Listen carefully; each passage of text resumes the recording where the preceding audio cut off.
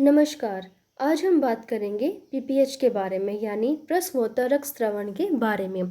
PPH होता क्या है, किन कारणों से होता है, क्या लक्षण होते हैं, किस प्रकार हम पीपीएच की पहचान कर सकते हैं और कैसे इसका उपचार कर सकते हैं। तो आइए पहले बात करते हैं पीपीएच।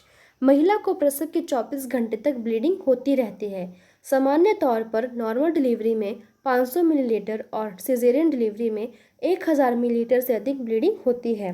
लेकिन यदि प्रसव के बाद इससे भी अधिक ब्लीडिंग या रक्तस्राव हो तो उसे प्रसवोत्तर रक्तस्राव या पीपीएच कहा जाता है। कारण। पीपीएच का पहला कारण है टोन। पीपीएच का मुख्य कारण गर्भाशय ऐंठनी होती है। मुख्य रूप से डिलीवरी के बाद गर्भाशय प्लेसेंटा को बाहर धकेलने के बाद संकुचित हो जाता है, जिससे रक्तस्राव रुक जाता है। लेकिन यदि गर्भाशय ठीक से संकुचित नहीं हो पाता है तो ब्लीडिंग जारी रहती है। यह समस्या अधिकतर ज़्यादा उम्र की महिलाओं को होती है या फिर जुड़वा बच्चे या एनीमिया होने पर भी यह समस्या उत्पन्न हो जाती है। दूसरा कारण है ट्रॉमा। बहुत अधिक मात्रा में खून बहने के कारण ट्रॉमा भी हो सकता है।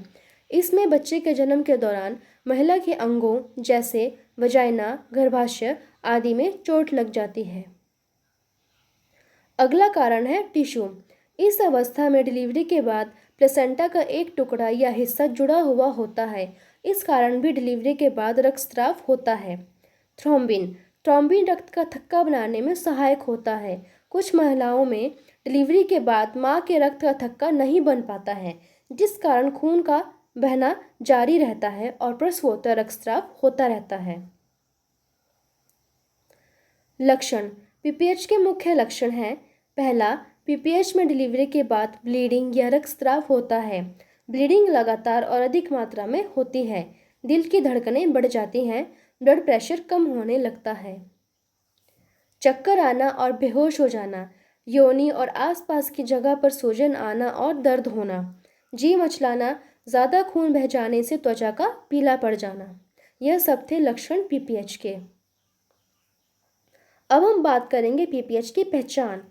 प्रसवोत्तर रक्तस्राव यानी पीपीएच की पहचान खून की जांच से होती है। साथ ही दिल की तेज धड़कनों और ब्लड प्रेशर से भी इसकी पहचान की जा सकती है। खून की जांच की रिपोर्ट में मिली जानकारियों के आधार पर पीपीएच की पहचान हो जाती है, जैसे शरीर से कितना खून बहा है, पल्स यानी नब्ज और ब्लड प्रेशर की रिपोर्ट से, लाल रक्त कणिकाओं की संख्या की जांच से, शरीर में जमा हुआ अन्य खून की जांच से। इस सब की सहायता से पीपीएच की पहचान की जा सकती है। पीपीएच से बचाव। हर गर्भवती महिला को गर्भ अवस्था के दौरान समय समय पर अपनी जांच करवाना महत्वपूर्ण होता है और खून की जांच करवाना बहुत महत्वपूर्ण होता है। खून की जांच की सहायता से मां के शरीर में कितना रक्त है उसका हम पता कर सकते हैं। यदि मां के शरीर में रक्त की मात्रा कम है तो उसे समय से हम उपचार कर सकते हैं, ताकि आने वाले समय में मां और शिशु को किसी भी प्रकार की परेशानी का जोखिम न उठाना पड़े। समय समय पर डॉक्टर की सलाह लेना या किसी भी परेशानी के होने पर समय पर अपनी जांच करवाना। अल्ट्रासाउंड की सहायता से बच्चे की स्थिति का पता लगता है। समय समय पर अल्ट्रासाउंड करवाना भी बहुत महत्वपूर्ण होता है। डिलीवरी के बाद रक्तस्राव ज़्यादा होने की वजह से मां के शरीर में रक्त की मात्रा कम हो जाती है।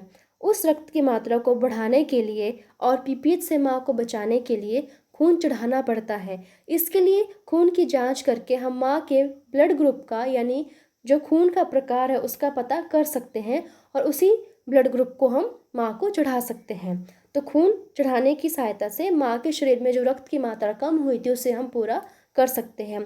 दवाइयों की सहायता से, कुछ गोलियां होती हैं या इंजेक्शन्स होते हैं जिनकी सहायता से रक्तस्राव को रोका जा सकता है और मां को पीपीएच से बचाया जा सकता है।